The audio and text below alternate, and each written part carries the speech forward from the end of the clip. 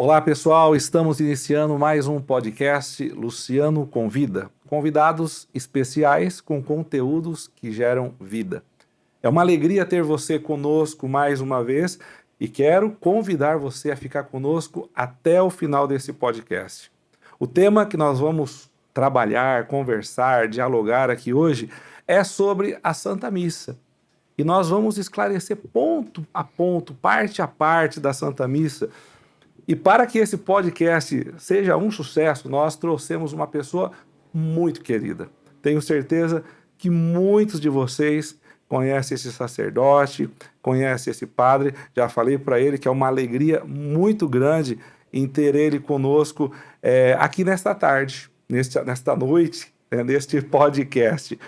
A pessoa que está conosco, nosso convidado, ele é um sacerdote, é um padre da Diocese de Osasco.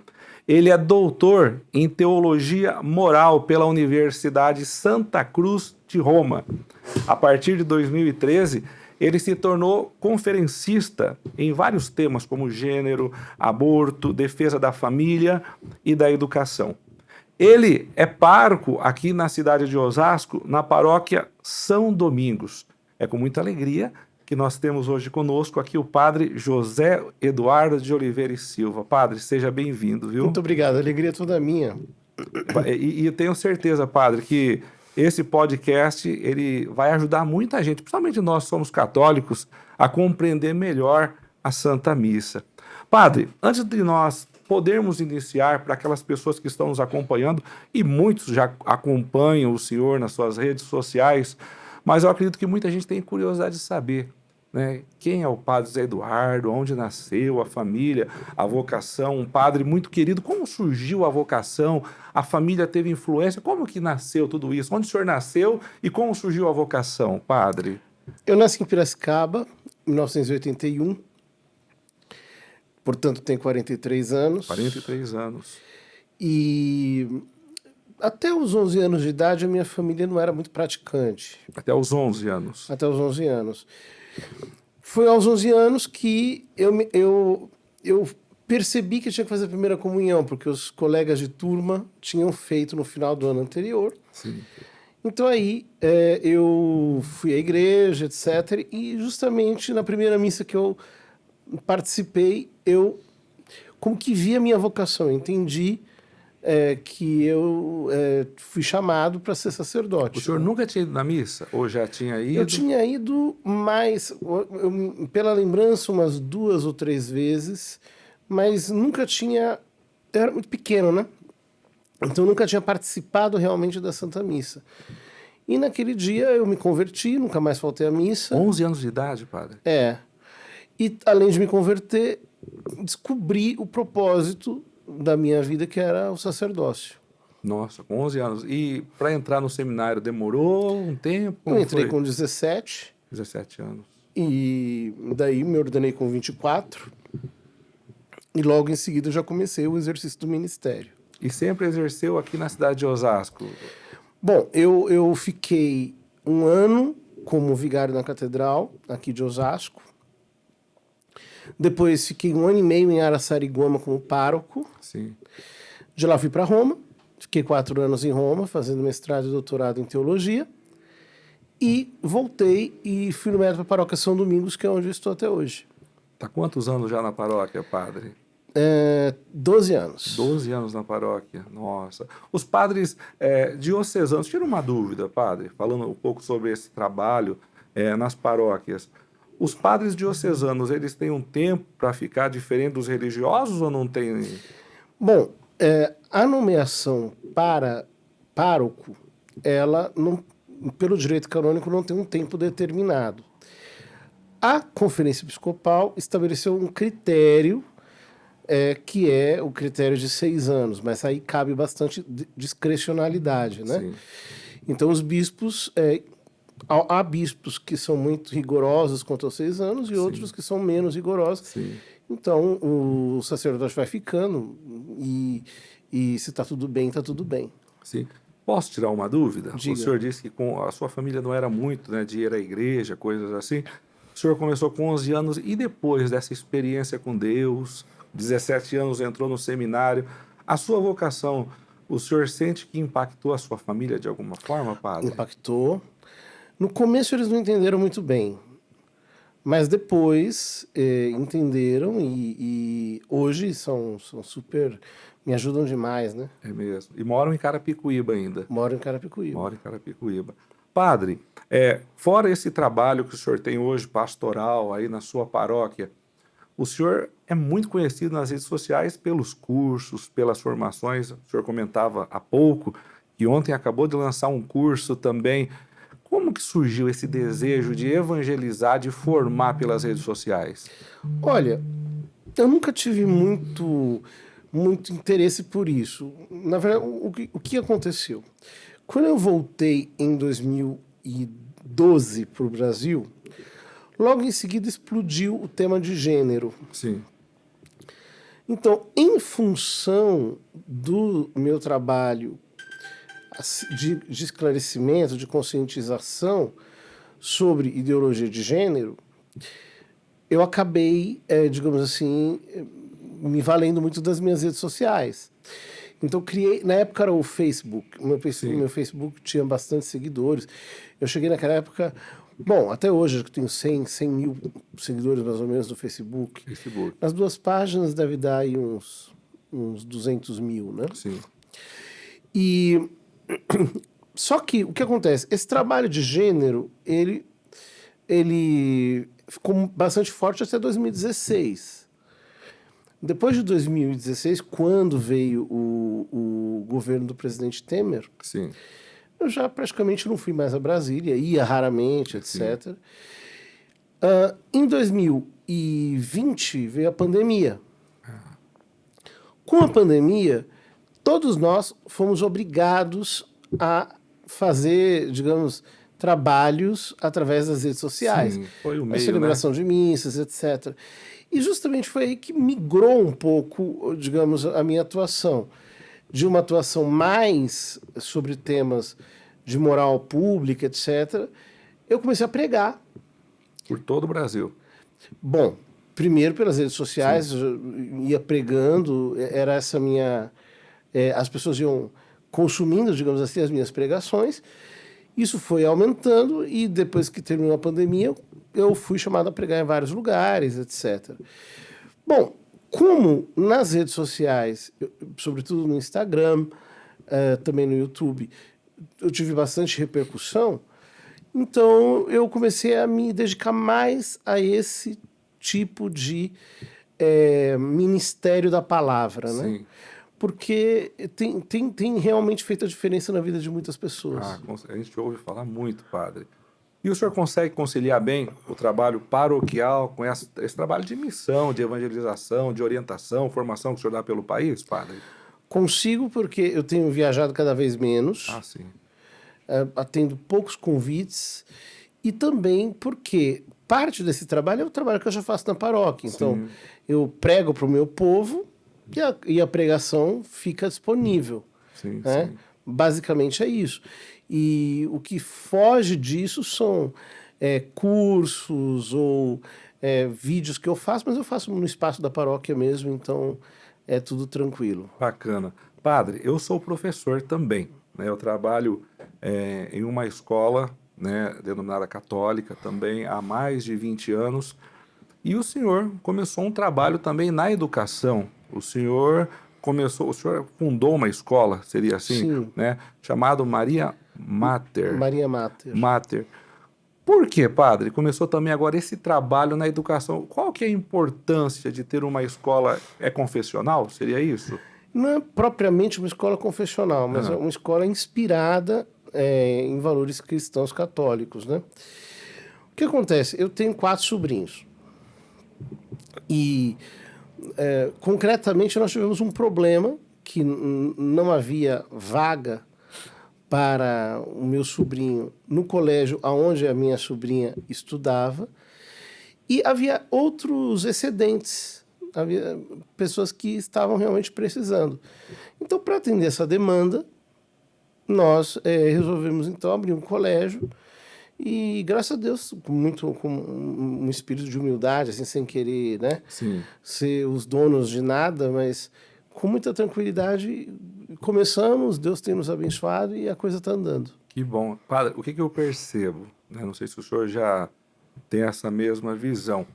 A gente que trabalha em escola, é notável, os valores cristãos parece que cada vez vão diminuindo mais. Uhum. Se você diz que você é cristão, que você é católico, eu acredito, penso assim, acredito nisso, as pessoas te deixam de lado. Parece que os valores cristãos dentro do âmbito, eu acho desde a universidade, né? Parece que cada vez mais eles são deixados de lado. Eu penso que uma escola, ou confessional, ou que tenha um cunho católico, nos dias de hoje, ela pode fazer muita diferença, não faz, padre? Claro, sobretudo porque, pense, né?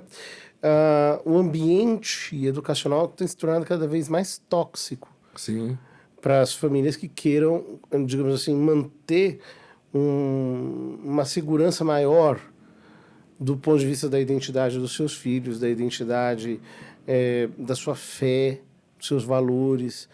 Então, quando famílias se unem para iniciar uma experiência pedagógica atendendo aos seus filhos e ao mesmo tempo, outras pessoas, isso sempre ajuda a sociedade. sim, é importante, é importante. Alguns dias atrás, nós fizemos um podcast com a Bruna, catequista.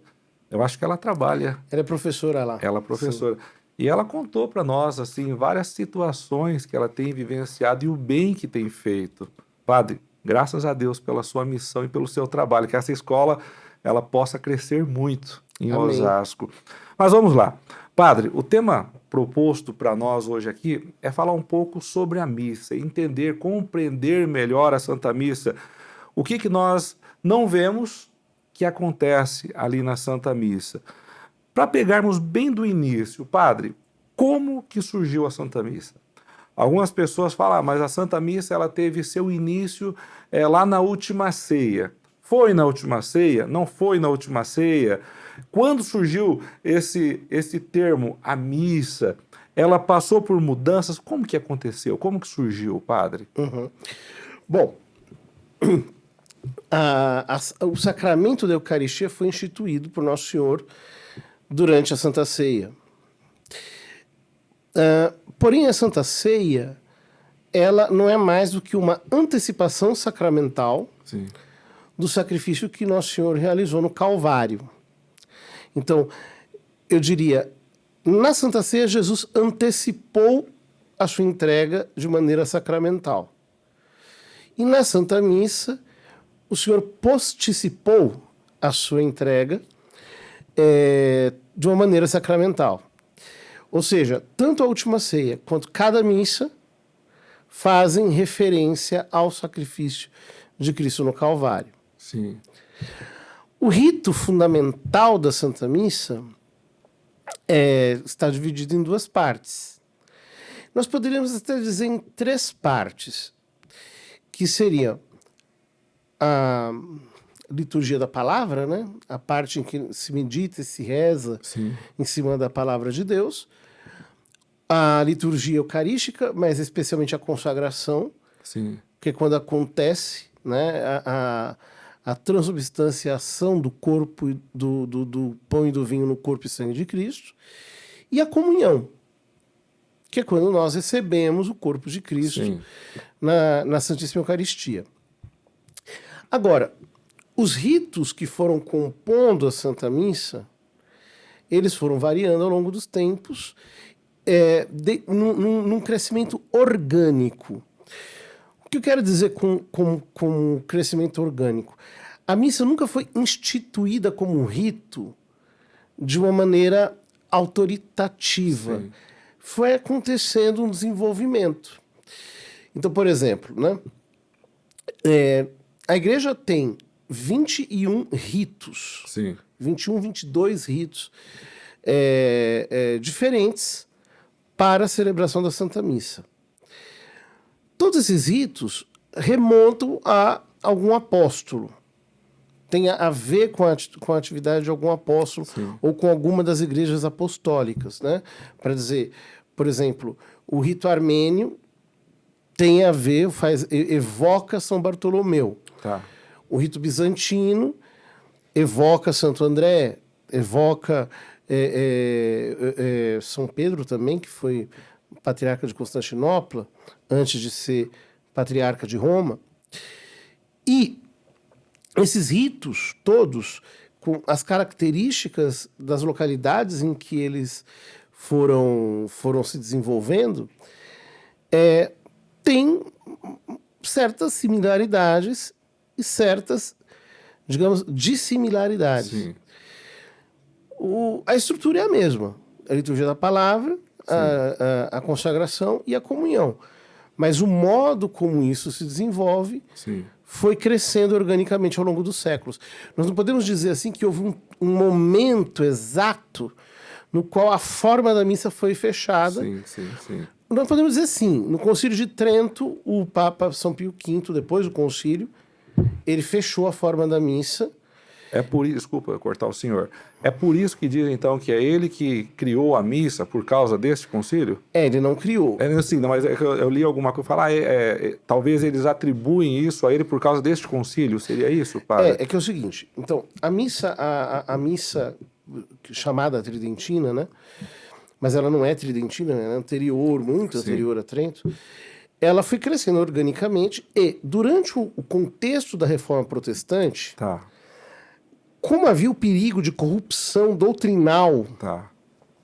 da celebração litúrgica, então São Pio V, digamos assim, encerrou o processo orgânico Entendi. de formação da liturgia latina. Então ele encerrou. Ele disse, os ritos que têm mais de 200 anos podem continuar sendo usados, os ritos aprovados para as ordens religiosas podem continuar sendo usados, os demais estão abrogados e esse missal se torna obrigatório pelo bem da igreja. Sim. Agora, depois do Concílio Vaticano II, esse rito foi reformado. Ah, tá. Então, o que nós temos é uma reforma. Sim. A reforma não foi feita pelo concílio, ela foi feita depois do concílio, atendendo em algumas medidas o que foi pedido pelo Concílio Vaticano II. Tá. Por que é importante dizer isso? Porque a reforma litúrgica foi feita e muitas pessoas não se encontraram muito satisfeitas Sim. com todas as mudanças da reforma. Tem muitas pessoas que questionam ainda, não tem, padre? Exato. E a igreja nunca dogmatizou essa questão, justamente porque a igreja sempre foi multirritualista. Então, assim como, por exemplo, tem uma igreja bizantina, e eu posso ir lá participar do rito bizantino, da Divina Liturgia de São João Crisóstomo, ou da Divina Liturgia de São Basílio, por exemplo, eu posso ir a uma missa na forma moderna, digamos assim, no rito reformado, ou assistir, dentro daquilo que a igreja permite, num rito precedente. A igreja nunca pretende dogmatizar essa questão. Sim. Padre, existe algum relato ali dos primeiros séculos, de algum santo, falando já sobre a missa e como era relatado? O senhor pode lembrar de algum? Bom, primeiro a Didaquê, O Didaqué. que ele é anterior a vários escritos do Novo Testamento. Sim. Ali vem descrito um pouco o rito da missa. Depois, São Justino faz uma descrição do rito da missa, inclusive ali existe uma descrição do cânon da liturgia, da oração eucarística, né? Depois, nós temos mais adiante já uma consolidação, especialmente nos séculos IV e V, surgem os chamados sacramentários. Sim. O sacramentário chamado Gelasiano, e outros que existiam também, do Papa Gelásio, né? Porque justamente naquele período aconteceram vários concílios para resolver questões doutrinais acerca da graça. Tá. Então, as orações foram compostas muito contendo esse conteúdo doutrinal. Sim. Que coloca, por exemplo, a ênfase na graça divina, na oração de súplica e assim por diante. Depois disso, o rito foi se desenvolvendo até São Gregório Magno. São Gregório Magno foi um importante papa nesse sentido. Ele reformou a liturgia latina. Por exemplo, a chamada missa papal, o rito da missa papal, remonta a São Gregório Magno. Já naquele período havia a clara tradição da missa papal, assim como os ritos da Semana Santa. São Gregório Magno é de que período, padre? Século VII, por ali. Sim, sim. Os ritos do Tríduo Pascal, da Semana Santa do Tríduo Pascal, também remontam a esse mesmo período. E a coisa interessante é que eles perduraram até bem pouco tempo atrás. A última missa papal foi celebrada por Paulo VI em 1969, por aí, com o rito mesmo da missa papal. E a Semana Santa, até Pio XII, era a mesma Semana Santa mesmíssima, que se celebrava há séculos, né? Tá. Padre, o termo missa, ele começa a ser usado quando? Ele começa a ser usado, não há uma data, né? Sim. Mas mais do que dizer quando, é o porquê. Tá. Então, antigamente, no século IV, V, por ali, os catecúmenos não participavam da liturgia eucarística. Tá. Eles participavam apenas da liturgia da palavra, desde que fossem admitidos como catecúmenos, porque antes de serem catecúmenos, nada. Nada. Então, quando chegava o final da liturgia da palavra, o sacerdócio dizia: ite missa est, ide, vocês estão enviados, foi enviados. Né? E aí começava a chamada missa dos fiéis. Sim. Havia a missa dos catecúmenos, né? Que era até digamos, o fim da liturgia da palavra, até as preces comuns. E depois começava a missa dos fiéis, que alguns chamavam de antemissa e depois de missa. Tá. Mas a palavra missa veio por causa disso. Porque uma vez que eles foram enviados, né, então aí os fiéis podiam participar da liturgia eucarística. Tá. Padre, se eu usar o termo errado, o senhor me corrija. Claro. Para nós católicos, se tratando assim de espiritualidade, de culto, de orações, a missa é o ápice. A missa é o centro e o cume da vida cristã. O cume. A missa, várias pessoas comentam isso. A missa semanal, ela compensa a missa dominical? Não. A igreja, ela preceitua ao fiel que participe da missa aos domingos. Sim. Por quê? Porque o domingo é o dia do Senhor, é o dia que Cristo ressuscitou. Então, é a nossa Páscoa semanal. Tá. Isso era muito forte nos primeiros séculos. Os cristãos se uniam, às vezes escondidos em catacumbas, etc., nas noites dos sábados, e celebravam durante a noite inteira a liturgia da palavra, e já ao alvorecer a liturgia eucarística, e comungavam. A tal ponto que existem alguns mártires. Bento XVI gostava muito desses mártires, que foram martirizados justamente por guardarem o domingo, e eles diziam: sine domenica non possumus. Sem o domingo nós não podemos ficar. Não nos obrigue a deixar de participar da missa, não nos obrigue a deixar o descanso dominical, e de fato por isso eles foram martirizados. Sim. Então, faltar a missa dominical, se não é um caso de doença, é pecado, padre? É pecado grave, né? É necessário se confessar quando a gente falta a missa do domingo. Porém, a gente tem que entender o seguinte: quando essa falta é uma falta voluntária. Então, por exemplo, né, algumas pessoas elas acabam faltando, mas não por culpa própria. Digamos assim, né?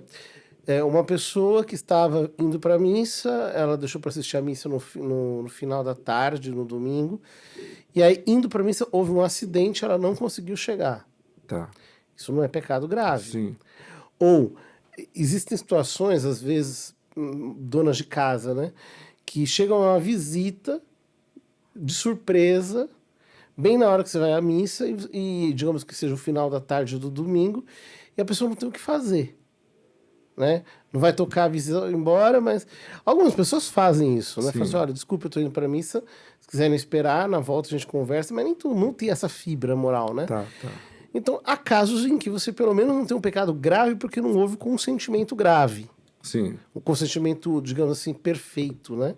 A pessoa, na verdade, não fez porque ela não pôde. Então, nesses casos, não há propriamente um pecado grave, né? Sim. Padre, há poucos dias, até eu vou tirar essa dúvida agora com o senhor. Um amigo comentava comigo, vamos lá, é domingo, dia de ir na missa. E eu tive ali um imprevisto, alguma coisa que eu não tive a possibilidade de participar da Santa Missa.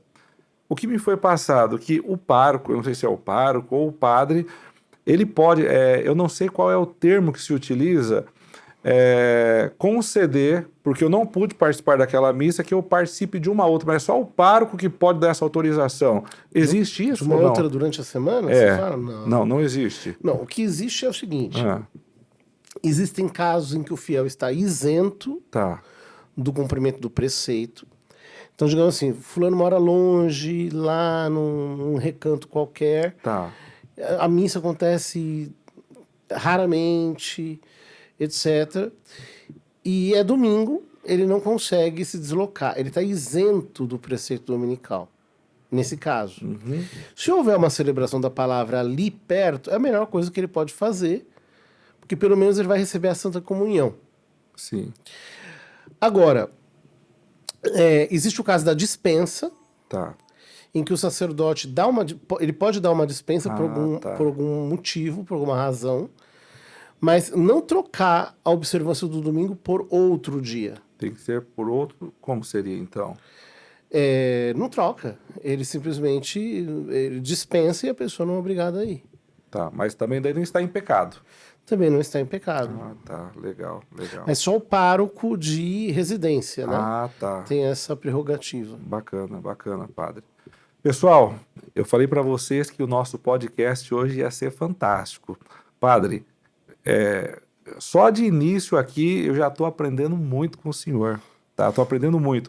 Há pouco, padre, o senhor disse que existe mais de 20, 21, 22 ritos, né, na igreja. O rito bizantino, por exemplo, o sinal da cruz, me ajude, os 3 dedinhos, 2 na palma da mão, os 3 é a Santíssima Trindade, os 2 as 2 naturezas de Cristo. Isso. O rito, padre, ele é mutável? E se ele, eu acho que o senhor já comentou sobre isso, mas eu gostaria que o senhor falasse um pouquinho. Se ele for mutável, quem tem autoridade para legislar sobre isso? Bom, depende do que você chama de mutável, né? Tá. Então, a igreja não tem autorização de mudar, por exemplo, a matéria dos sacramentos. Tá. Pão é pão, vinho é vinho, óleo é óleo, água é água, etc. Certo. Até certo ponto, a igreja também não tem autorização de mudar a forma dos sacramentos. Então, no caso da Eucaristia, as palavras da instituição da Eucaristia, as palavras do sacramento do batismo, as palavras da absolvição, enfim, até certo ponto, né? E assim por diante. Agora, a Santa Sé, o Romano Pontífice, ele tem a prerrogativa de legislar sobre liturgia em matéria universal. Tá. Por exemplo, foi o que aconteceu no Concílio Vaticano II, em que houve uma reforma. Ou seja, você pegou o rito da missa e o simplificou. Autorizando, por exemplo, a recitação de partes em vernáculo, ou mesmo do rito inteiro, em língua corrente, né? Depois, a Santa Sé dá aos bispos primeiro às conferências episcopais, mas também aos bispos, e às vezes até ao padre, a liberdade de, digamos assim, escolher partes da missa. Então, por exemplo, ontem foi dia de São Charbel Macluf. O sacerdote podia escolher celebrar a missa do tempo comum, a missa de São Charbel ou outra missa que tivesse necessidade. Existe essa liberdade. Ele poderia escolher as leituras próprias de São Charbel, se houver uma razão para isso. Ele poderia celebrar com as leituras do dia, por exemplo, foi o que eu fiz. Enfim, há uma certa liberdade de manejo. Agora, se você me chama de mudar o rito, eu inventar uma missa, né? Então, invento a oração eucarística, coloco coisas, a igreja não respalda esse tipo de alteração. Sim. Justamente porque na mentalidade católica, o rito da missa é um rito pelo qual eu passo. Ele não é uma obra de mãos humanas. Ele deveria ser recebido como um dom de Deus através da igreja, pelo qual nós passamos. Sim. Humildemente, obedientemente, né? Então, existem situações um pouco dramáticas. Depois do Concílio Vaticano II, o próprio Papa Francisco reconheceu isso na Carta Apostólica Desiderio Desideravi, em que ele fala sobre abusos litúrgicos e coisas terríveis que têm acontecido em muitos lugares, e ele manda que nós, sacerdotes, nos atenhamos ao rito e às leis litúrgicas, sim, que elas servem para nos regular, justamente. Sim, sim, sim. Padre, há pouco o senhor comentou, nós temos ali as duas partes da Santa Missa, né? A liturgia da palavra, a liturgia eucarística, temos lá os ritos iniciais e os ritos finais, que são cheios de momentos também ali muito ricos, né? Santo Agostinho, ele diz que só se ama aquilo que se conhece. Por exemplo, antes de entrarmos aí nessa parte da liturgia da palavra, qual que é o grande significado, por exemplo, da procissão de entrada, o fato dos ritos iniciais ali, de todo padre, quando inicia a Santa Missa, depois da procissão, beijar ou oscular o altar, padre? Olha, a procissão de entrada, ela remete tanto ao caminhar do povo de Deus ao longo da história, quanto ao caminhar do Cristo no caminho do Calvário. Tem esse significado. Também. Tanto é que ela é precedida pela cruz. Sim. E o sacerdote vai revestido com a casula, que é um símbolo da cruz, né? Muitas casulas, né, inclusive, tinham o símbolo da cruz, né, no seu desenho. E o sacerdote beija o altar porque é Cristo esposo que beija a igreja esposa. Então, é um beijo do encontro do noivo com a noiva. Num ato de amor supremo, que é o sacrifício de Cristo, que se faz presente ali durante a Santa Missa. Padre, a missa, ela se inicia ali com o sinal da cruz e termina também com o sinal da cruz, né? Sim. Por quê? Como surgiu esse gesto de iniciar com o sinal da cruz? Por que o sinal da cruz? Todos os ritos católicos, todos, têm o sinal da cruz. Sim. Inclusive, antigamente, o rito romano tinha muitos sinais da cruz que se faziam. Mas muitos mesmo. No final do Glória, no final do Credo, no final dos Santos, na hora da benção da água, do ofertório, durante a oração eucarística, dezenas de vezes. Fazer o sinal da cruz com a hóstia sobre o cálice, com a hóstia fora do cálice, quando o sacerdote dava comunhão para os fiéis, quando o sacerdote comungava. Enfim, o sinal da cruz, ele é de tempos imemoriais, porque justamente é o sinal do cristão. O catecismo antigo diz assim, és cristão? Sim, sou cristão. E qual é o sinal do cristão? O sinal do cristão é o sinal da cruz. Porque para nós hoje, a cruz se tornou uma coisa usual, um Sim. símbolo usual. Mas para os primeiros cristãos não era. Imagine, é como se nós pegássemos uma cadeira elétrica e colocássemos uma cadeira elétrica aqui, um fuzil, né? Nossa. Quer dizer, para eles era um instrumento de tortura, um Sim, instrumento de né? morte. Mas em Roma, dizer a palavra crux era proibido, Nossa. porque um cidadão romano não podia ser crucificado. Era o tipo de morte mais terrível. Então, justamente aquele tipo de morte mais terrível que seria... Imagine dizer o seguinte, o meu Deus morreu numa cruz. É um negócio realmente chocante. Forte, né? Forte, deveria causar, digamos assim, estranheza, vergonha. Então, o cristão, ele ostenta isso como sinal de glória, de triunfo, de beleza, invocando sobre si os efeitos do sacrifício de Cristo. Então, é de tempos imemoriais e é um símbolo poderoso. Tem uma passagem que diz que o sinal da cruz é loucura. Não, 1 Coríntios capítulo 1. Assim. São Paulo fala, eu vos anuncio Cristo e Cristo crucificado. Escândalo para os judeus e sensatez para os pagãos. Sim, muito bom.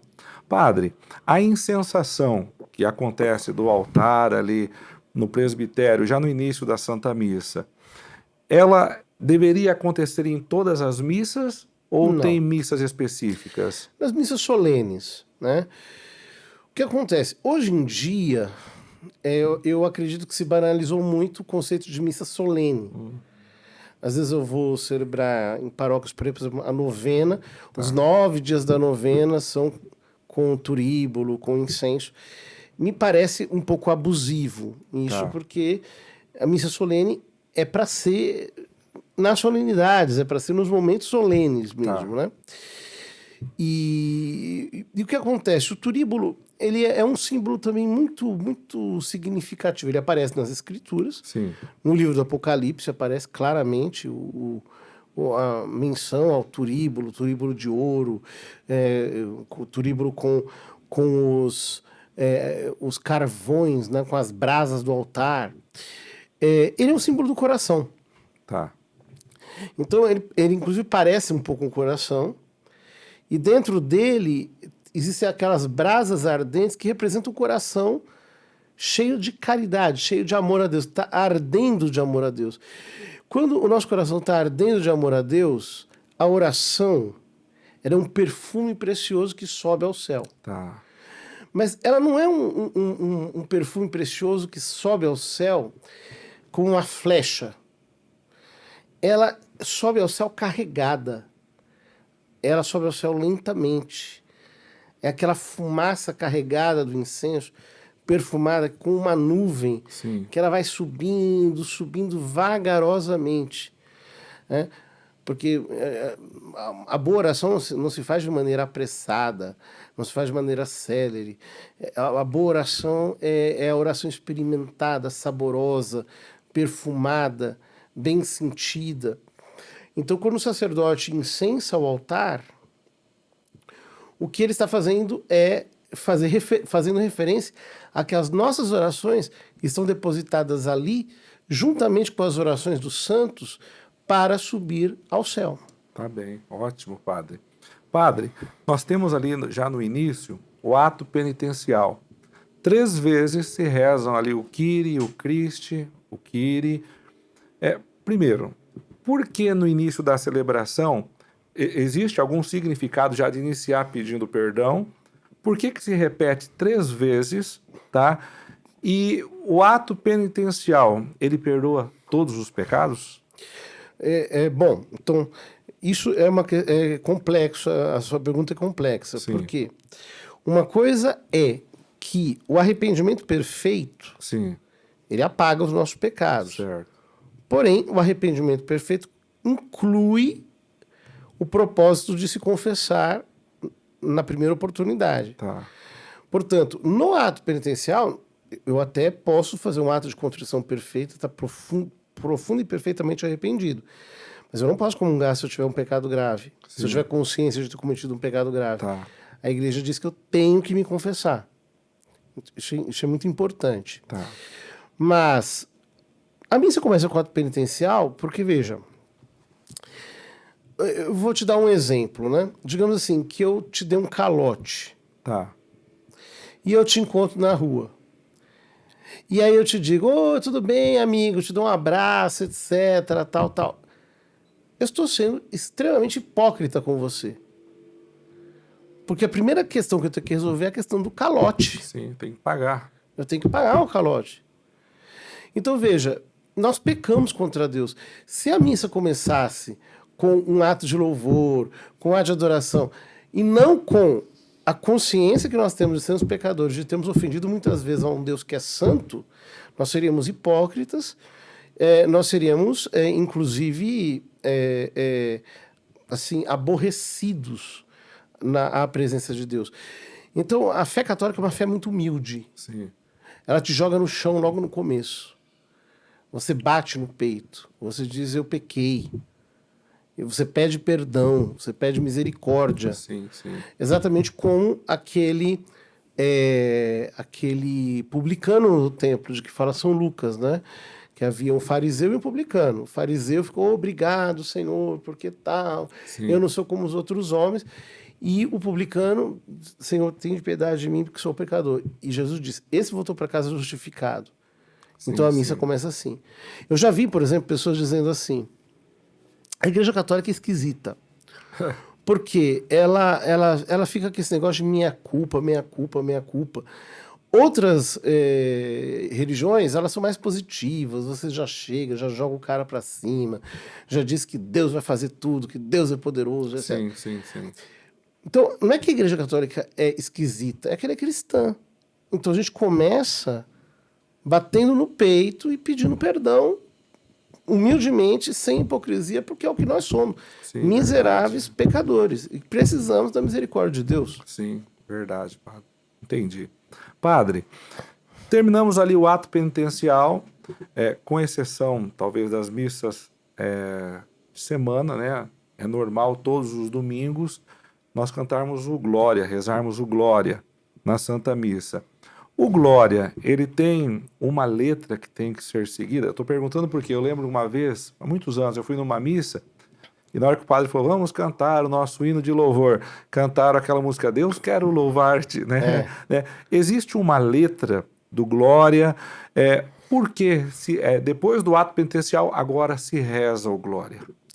Então, primeiro, antes de falar do Glória, só uma coisa. Você perguntou por que se dizem três sim, vezes verdade. Senhor, Cristo e Senhor, Sim, né? sim. Na forma antiga se dizia 3 vezes 3. Era Senhor, Senhor, Senhor, Cristo, Cristo, Cristo, Senhor, Senhor, Senhor. 3 vezes. 3 vezes. No Concílio Vaticano II, depois do concílio, na Reforma Litúrgica, ficaram 6 vezes. Tá. 2, 2 e 2. Porque nas 3 vezes nós estamos pedindo a Cristo o perdão. Certo. Então, na verdade, são 3 invocações a Cristo. Do mesmo jeito que eu disse, minha culpa, minha tão grande culpa, Sim. 3 vezes, misericórdia, misericórdia, misericórdia 3 vezes. Sim. Então, o padre e o povo respondem, né? E o Glória, segundo a introdução geral do Missal Romano, tem uma letra fixa que não pode ser mudada. Tá. Inclusive porque é uma letra muito antiga, do século VIII. Na liturgia romana, antigamente não se cantava o Glória. O Glória se cantava só na noite do Natal. Tá. E mais vezes na liturgia galicana. Galicana. No rito galicano, né? Mas aí depois a liturgia romana incorporou o Glória. Antes da reforma litúrgica se rezava o Glória praticamente todo santo dia. Porque durante a semana se celebravam as missas dos santos. Sim. Todo dia tinha um santo. E quando reza a missa do santo, tem glória. Tinha glória, né? Sim, sim. No rito antigo. Na forma ordinária, a gente só canta o Régio Glória nas festas e solenidades. Certo. Então, via de regra, deveria se seguir aquela letra. Agora, houve um período em que a Santa Sé autorizou a CNBB a versionar uma letra do Glória em forma, digamos, de estrofes rimadas. Uhum. E aí foram aparecendo aqueles glórias com aquela letra: glória a Deus nos altos céus, paz na terra, seus sim. O amados. pessoal fala que é a versão da CNBB, seria isso? É a versão da CNBB. Sim. Ela foi autorizada durante o período, pelo que eu soube, agora estamos num período de tolerância de mais 2 anos, até que ela seja supressa definitivamente. Ah, tá. Entendi, padre. Padre, passamos aqui pelos ritos iniciais. Começamos agora, então, a primeira parte, a liturgia da palavra. Temos ali a primeira leitura, o salmo, segunda leitura e o evangelho. Quem é que pode proclamar o evangelho? Por exemplo, o senhor é o padre, eu sou o ministro. Um padre, estando ali no presbitério, ele pode autorizar um leigo a pregar? Essa é a função apenas do padre? O padre pode chamar um religioso não ordenado, uma religiosa, para poder anunciar o evangelho, pregar o evangelho? Poderia explicar um pouco para nós sobre isso, padre? Existem 3 documentos a esse respeito. Sim. Um chama-se Acerca da Colaboração dos Fiéis Leigos no Sagrado Ministério dos Sacerdotes, em que essa questão foi respondida, se diz que não. A homilia, o evangelho, etc., só pode ser proclamado por um ministro ordenado. Depois, na instrução Redemptione Sacramentum, também se diz que não. E, por último, na introdução geral do Missal Romano, não como proibição, mas como afirmação, se diz que essas são partes reservadas aos ministros ordenados. Sim. Se houver diácono, do diácono. O diácono, ele pode ler o evangelho e pode pregar também? As duas coisas. As duas coisas. Ele é um ministro ordenado. Tá ótimo. Padre, essa estrutura da liturgia da palavra, existe um motivo porque ela foi criada assim, primeira leitura, salmo, segunda leitura e evangelho, ou não? Como? Então, não tem muito motivo. Em que sentido? O rito antigo tinha apenas a epístola, Tá. que às vezes era o chamado tracto. Então se lia um trecho do Velho Testamento. Isso acontecia em missas penitenciais, geralmente se lia algum texto do Velho Testamento. Mas o mais comum era a leitura de uma epístola, de um trecho de uma epístola dos apóstolos. E depois o Evangelho. No Concílio Vaticano II, a Igreja quis dar mais visibilidade à palavra de Deus. Ela quis aumentar, digamos assim, o Concílio diz, né, que a mesa da palavra seja mais farta. E, de fato, não tem nem comparação, né? O número de leituras bíblicas que nós fazemos, o número Então, só o fato de, nas solenidades, nós termos primeira e segunda leitura, já é uma coisa extraordinária. Além disso, a resposta se dá pelo salmo responsorial, também é um trecho, não é como antigamente o gradual romano. O gradual romano também era bíblico, mas era menos responsorial. O salmo responsorial é bem mais responsorial. Além de que todas as outras partes da missa estão embebidas de textos bíblicos, né? Então, de fato, no ofício divino e na missa, nós temos uma fartura muito maior em relação à leitura da palavra de Deus. Sim. E é uma riqueza que o povo possa, inclusive, escutar o sermão também, que explica, né, a homilia, que explica aquilo que está ali sendo lido, né? Sim. Padre, por que na missa de Páscoa, da noite de Páscoa ali, nós não temos somente a primeira leitura, o salmo, tem várias leituras? Tem algum motivo para isso? Sim.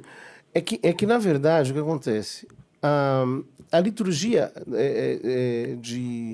da Vigília Pascal, ela é a última das vigílias que ficou, que permaneceu, né? O que é uma vigília? Então, no ofício divino, nós temos as chamadas matinas ou ofício de leituras. Sim. O ofício de leituras, hoje, é um ofício muito mais simplificado, mas antigamente era um ofício muito complexo, porque além de ter 9 salmos, tinha 9 leituras cada qual com o seu responsório e a sua oração, além das bênçãos relativas a cada leitura e antes das leituras, Tá. uma pequena invocação. Então é um negócio bem complexo.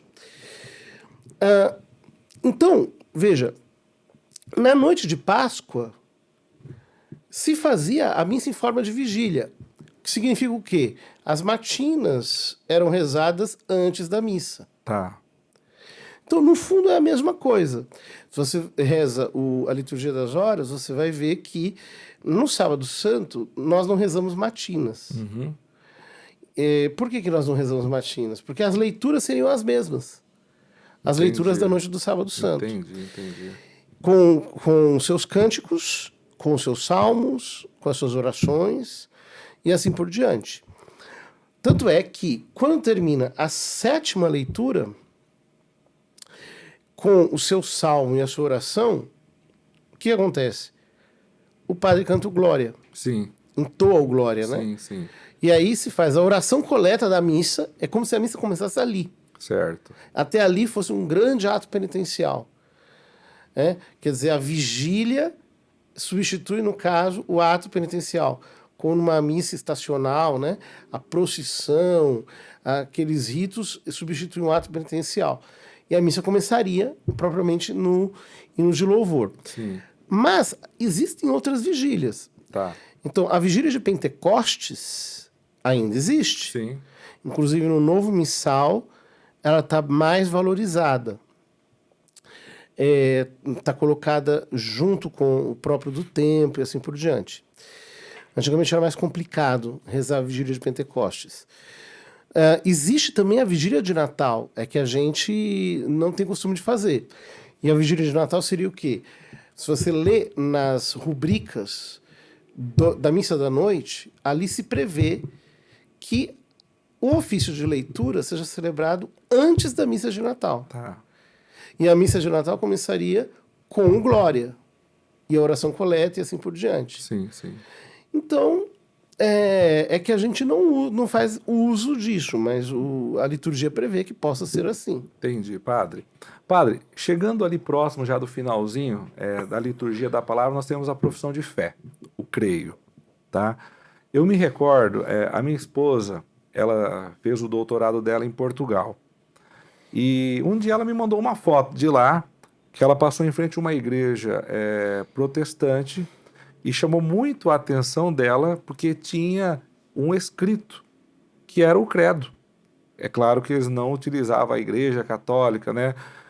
Outras denominações rezam o creio também? Sim, o símbolo apostólico é o credo simples, né? Sim. Ele é comum a todas as confissões cristãs. Todas as Católicos, ortodoxos, anglicanos e evangélicos. Evangélicos protestantes, também. etc. Tá. Sim. Até porque tem umas 2 semanas me encaminharam um vídeo de um culto evangélico onde eles rezavam o creio. Né? Não citava-se o termo igreja católica, apostólica. A igreja universal eles colocam, né? Isso. Então é rezado por outras igrejas também. Também, claro. Bacana, padre, bacana. O creio é para nós o resumo das verdades de fé que nós católicos temos, é isto. Exatamente. Correto.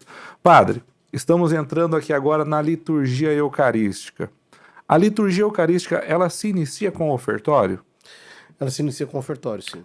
Qual que é o significado do ofertório neste momento? O ofertório é quando a matéria que será, digamos, o objeto do sacrifício é trazida ao altar. Tá. Então o pão e o vinho são apresentados e são oferecidos a Deus sobre o altar. Não é uma mera apresentação. Sim. A gente diz em português a apresentação das oferendas. Mas fala a apresentação do quê? Das oferendas. Sim. Ou seja, é um ofertório real. Eu digo isso porque Lutero, por exemplo, era contrário, ele tinha ódio do ofertório. Né? Ele dizia Por que quê, era um rito padre? blasfemo. Blasfemo. Porque onde já se viu o homem oferecer alguma coisa a Deus? Na mente dele não tem sentido. Tudo que o homem faz é pecado. Então, na verdade, você está oferecendo pecado para Deus.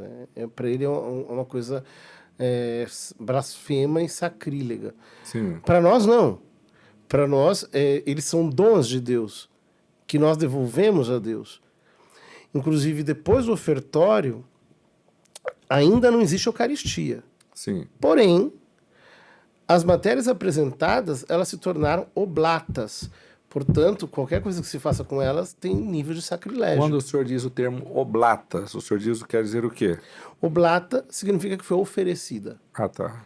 Ela foi posta de lado, né? Oblata. Ela foi colocada de lado, ou seja, ela foi separada para Deus. Então aquilo já não pertence mais Tá. às coisas profanas. Entendi. Portanto, se eu, por exemplo, chutasse ali uma âmbar, claro que não equivale a um sacrilégio contra a Eucaristia, Sim. mas é um sacrilégio contra algo que é santo. Entendi, padre. Entendi. Padre, tem... não sei se eu poderia perguntar isso para o senhor.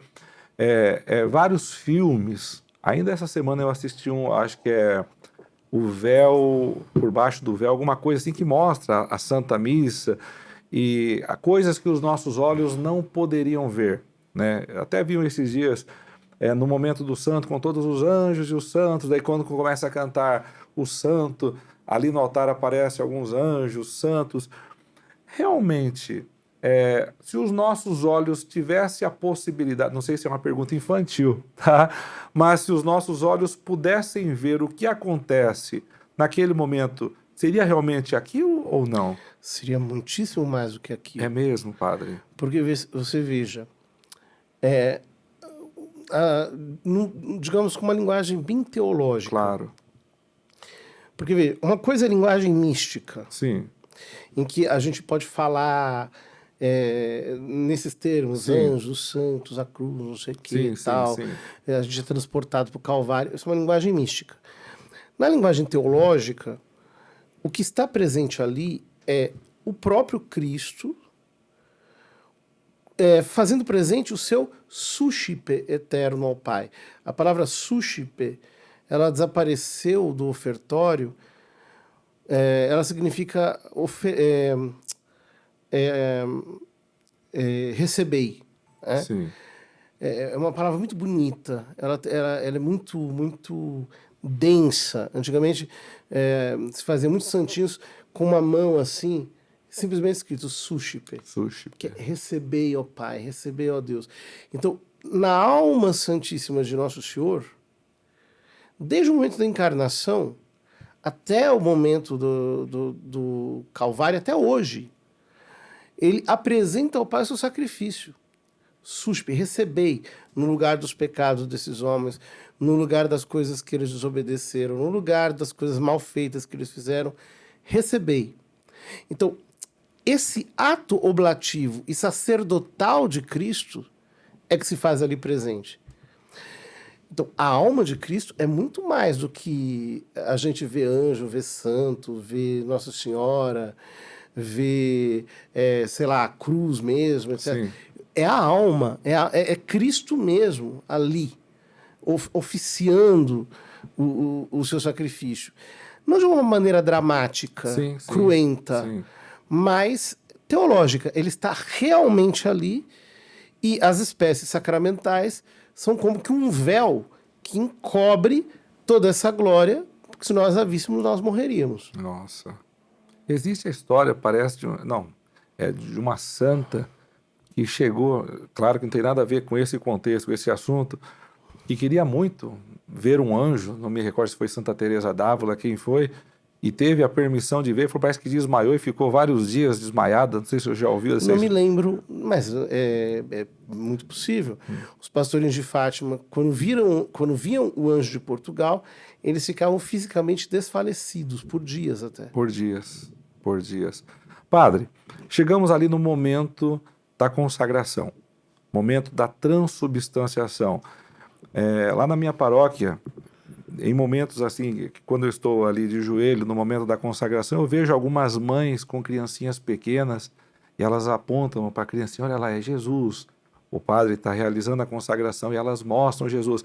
Mas eu percebo que tem muita gente, talvez por causa da formação, do tempo, não tem essa compreensão que é Jesus vivo na Eucaristia. O senhor poderia explicar para nós o que é a transubstanciação que acontece naquele momento ali, padre? Bom, esse termo transubstanciação é um termo filosófico bastante sofisticado e tecnicamente muito trabalhado, muito Tá. articulado.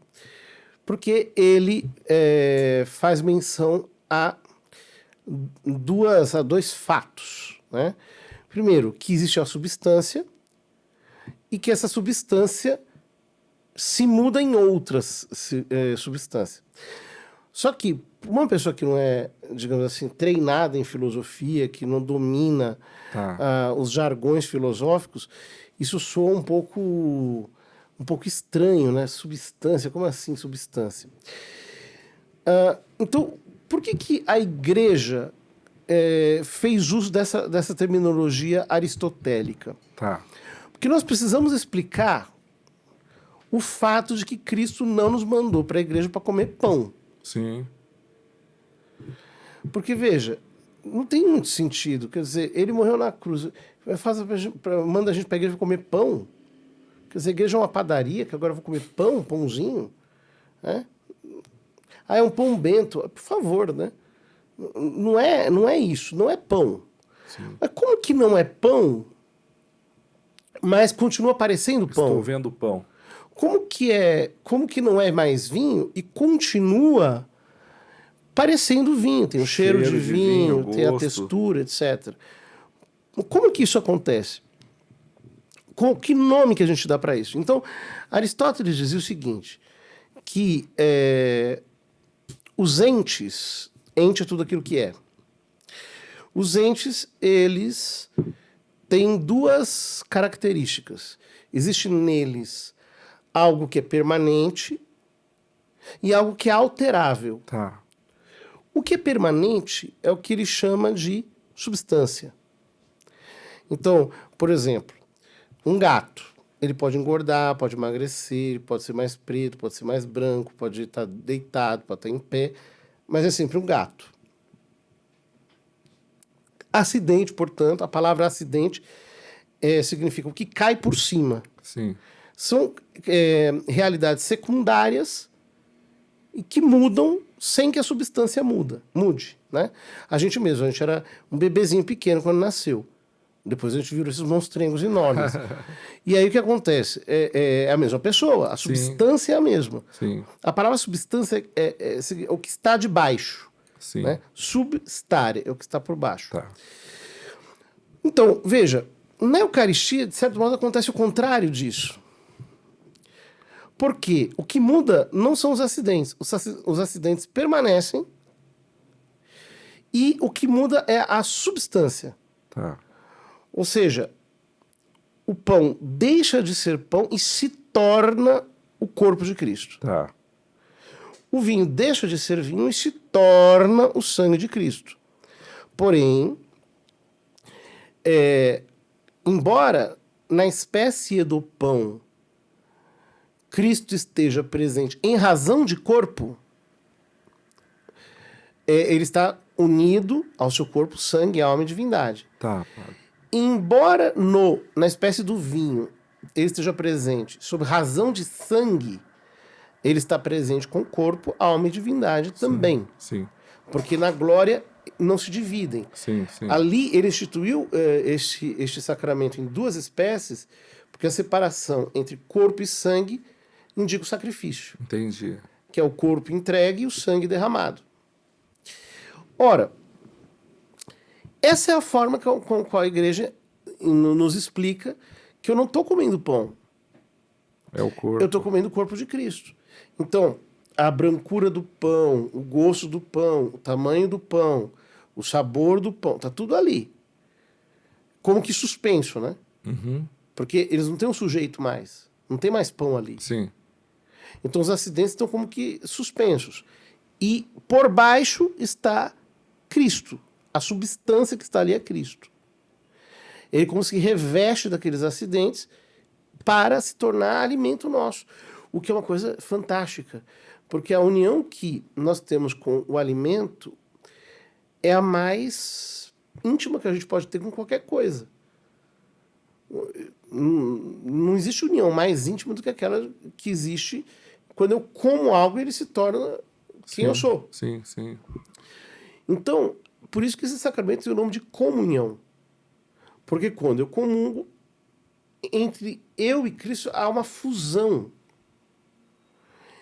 que para nós é muito consoladora, porque a maior parte de nós não vai conseguir chegar à sétima morada. Mas para me unir a Cristo eu não preciso chegar à sétima morada, basta eu comungar. Poxa. Então quando eu comungo com devoção, realmente é Ele que está em mim e eu que estou nele. Há uma fusão completa, o que mostra a radicalidade da entrega do nosso Salvador. Sim, sim. Então, o dogma eucarístico é simplesmente grandioso. Padre, no início da igreja, ali nos primeiros séculos, eles já tinham essa visão? O senhor falou, eu não estou ali para comer pão, não estou ali para tomar... Eles já tinham essa visão? Claro.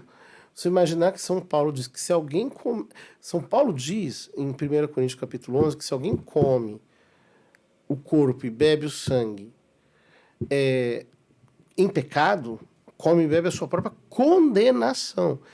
E aí ele conclui lá no versículo 30 dizendo assim, é por isso que muitos de vós estáis doentes e alguns até morreram. Sim, sim, verdade.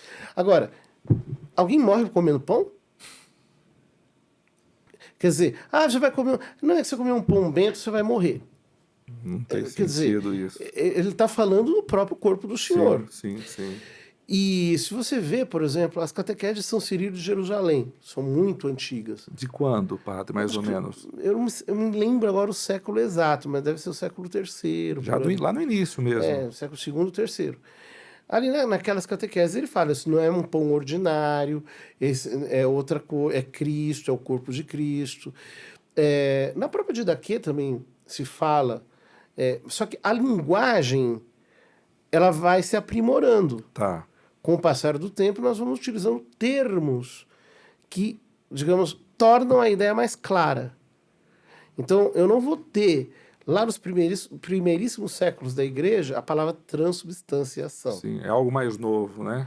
Isso começa bem mais tarde, aliás.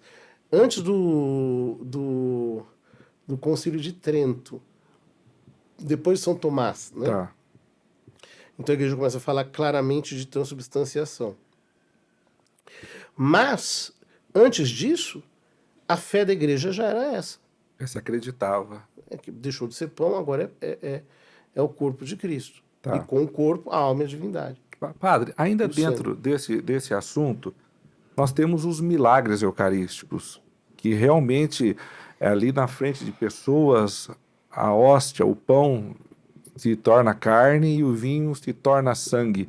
O senhor poderia relatar um desses milagres eucarísticos? Tem muitos, mas assim, por exemplo, um milagre que eu sempre achei muito interessante foi aquele em que uma mulher estava muito apavorada com medo do marido fugir. Tá. Isso foi aonde, padre? Em Cássia. Na Itália? Ou foi em Cássia, ou foi ali em Lanciano, um outro milagre. Tá. Bolsena, agora eu não me lembro exatamente qual que é. E o que aconteceu? Ela foi uma feiticeira. A feiticeira disse, não, você tem que fazer o seguinte, vai à igreja, pega uma hóstia consagrada, você coloca em cima de uma telha e põe no fogo. Quando ela estiver bem torradinha e virar um farelo, você coloca isso na comida do seu marido. Isso a feiticeira orientou ela. E ele não vai embora de casa.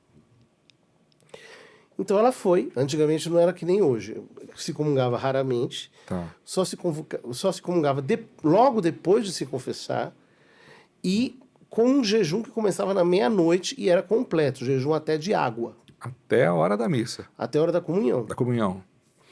Então, o que acontecia? A pessoa ia comungar, a língua estava seca. Então ela foi, recebeu a comunhão, ficou com a comunhão na língua, pegou a hóstia, levou para casa,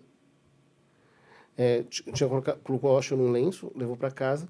Quando ela colocou a hóstia em cima da telha e acendeu fogo, a hóstia começou a sangrar. Nossa. Então ela ficou com medo, pegou aquele pano,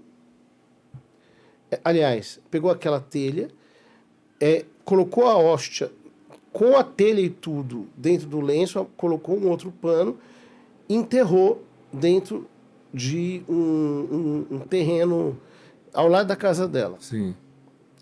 O marido fez um coxo, anos depois, algo como 20 anos depois, uma coisa assim, para colocar o cavalo, para colocar um burro lá dentro. Eles Tá. tinham um burrinho. E na hora que ele foi colocar o burro dentro do coxo, o burro não quis entrar. Era o Ele local. ficou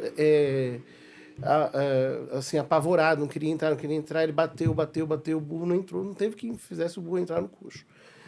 Então a mulher viu aquilo e ela contou para o marido o que ela tinha feito. Então eles desenterraram, Era o local mesmo. era o ali. local mesmo.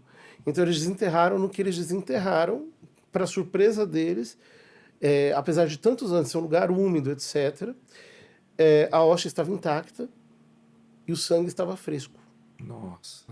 Chamaram um padre, eles verificaram aquilo, fizeram uma procissão e levaram, e está lá até hoje, né? Isso é um milagre eucarístico bastante impressionante. Mas tem vários, tem muitos milagres eucarísticos. Poxa. O Beato Carlo Acutis, que Carlo agora vai Acutis. ser canonizado, Sim. ele fez um documentário só sobre os milagres eucarísticos. Só sobre os milagres eucarísticos. Parece que tem uma página na internet, alguma coisa, não tem? Exato. Aqui no Brasil, padre, existe algum estudo de algum caso de milagre eucarístico ou não? Deve ter, é que eu não conheço tudo, né? Sim. Tinha a dona Lola, que ela morreu há pouco tempo, há uns 10, 15 anos, que ela ficou sem comer nada durante 40 anos. Era onde? São Paulo? Em Minas Gerais. Minas Gerais. Aham. Ela foi sustentada só com a Eucaristia 10 durante anos? mais de 40 40 anos. anos, meu Deus. Eu acho que, se não me engano, é o caso de maior duração de inapetência, né? E ela só comungava. Só comungava e não morreu. Nossa. Tem algum caso de hoxa que sangrou, mas eu não me lembro exatamente aonde agora. Na vida do Padre Cícero tem a famosa história da Beata Maria de Araújo, né? Sim. Que ele foi dar a comunhão, a hoxa sangrou na boca dela, e aí depois o milagre teve que ser abafado, porque os inimigos lá não aceitaram, né? Mas a igreja, ela é bem cuidadosa nesses estudos, né, padre? Muito, porque sempre se podem dar falsificações, né? Sim, sim, sim. Padre, vamos continuar aqui. A conversa está maravilhosa, viu, padre? Estamos chegando ali, vamos dar um pequeno salto aqui. Chegamos ali na hora do Pai Nosso, tá? Algumas pessoas, primeiro, desculpa, o Pai Nosso, por que o Pai Nosso rezado na missa, tá? Ele não pode terminar com o Amém? E já entro numa outra pergunta.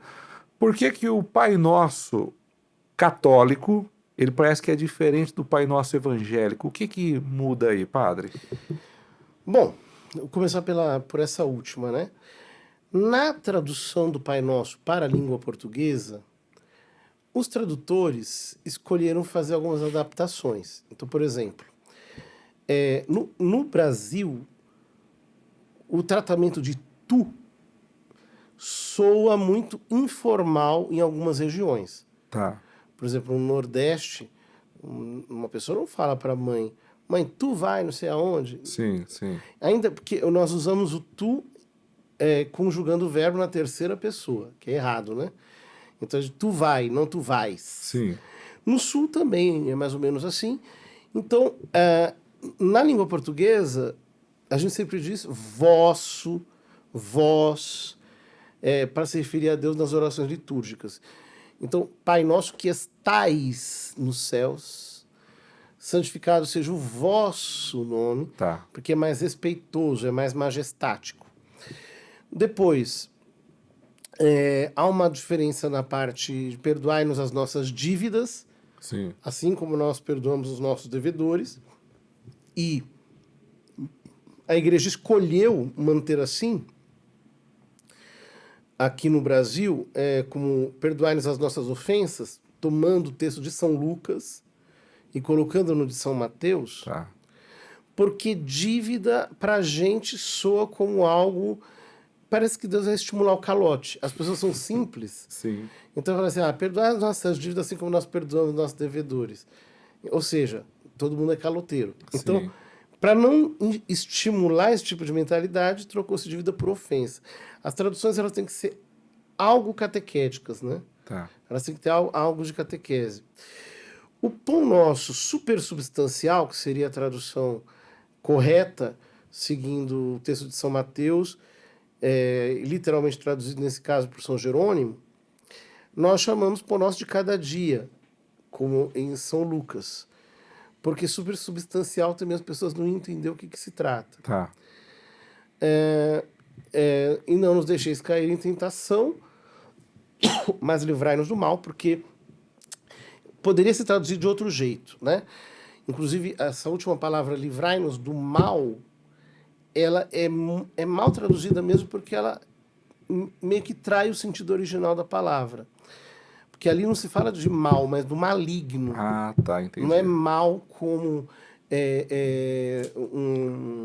uma qualidade abstrata. Sim, entendi. Mas é mal enquanto uma pessoa má. Entendi, Com entendi. um adjetivo concreto. Mas escolheram deixar assim, livrai-nos do mal. Bom, sobre o amém, é porque na atual oração litúrgica, todos nós rezamos o Pai Nosso. Sim. Então, como nós todos rezamos o Pai Nosso, o padre junto com os fiéis, então o Pai Nosso termina, mas a oração continua. Então, livrai-nos do mal, amém. Livrai-nos de todos os males, ó Pai. É como se aquele livrai-nos, ele continuasse. Então, Sim. não tem sentido dizer amém se a oração continua. Entendi. Então, toda vez que tem o Pai Nosso e depois você tem uma oração na sequência, no ofício divino isso acontece em laudes e vésperas. Tá. Então, você termina o Pai Nosso e logo depois você tem uma oração. Então, você não diz nem o amém do Pai Nosso e nem o oremos, porque você já está orando. Uhum. Livrai-nos do mal. Aí você diz, atendei, Senhor, as nossas súplicas, porque é a continuação da oração. Mas na forma extraordinária não era assim. Ah, tá. Na forma extraordinária, o padre rezava o Pai Nosso em voz alta sozinho e ele dizia no final, não nos deixeis cair em tentação, e o povo respondia, mas livrai-nos do mal, e o padre, em voz submissa, sussurrando, dizia o amém, porque é o amém de Deus, é Deus dizendo amém. Como o Pai Nosso é a oração do Senhor, então é a única oração que quem diz amém é Deus. Sim, entendi. Nesse sentido. Agora, algumas pessoas, por exemplo, se confundem. Então, por exemplo, no terço, você vai rezar Pai Nosso Ave Maria. Aí tem um amém. Sim. Porque você vai rezar Ave Maria depois. Entendi. Você não está falando mais com o pai, você está falando com ela, né? Ô padre, ainda dentro do momento do Pai Nosso, uma coisa que às vezes, em alguns lugares, acaba se tornando um pouco polêmicas. O Pai Nosso, tem pessoas que levantam os braços para rezar na hora da missa, tem pessoas que não levantam, alguns dizem que somente o padre deve levantar os braços. O povo tem algum problema em levantar ou não? Não. Então veja, até a edição atual do missal, ainda se podia dizer com bastante segurança que quando o missal diz e todos juntos, o sacerdote abre as mãos e todos juntos dizem Pai Nosso. Tá. Né? Ele está se referindo ao rito antigo, em que o padre ele dizia sozinho e agora ele está dizendo todos juntos. Sim, sim. Né? Mas só o padre é que estendia as mãos. Porém, na nova tradução do missal, tem uma fórmula que foi aprovada pela Santa Sé, exclusivamente para o Brasil, importada do rito ambrosiano, Tá.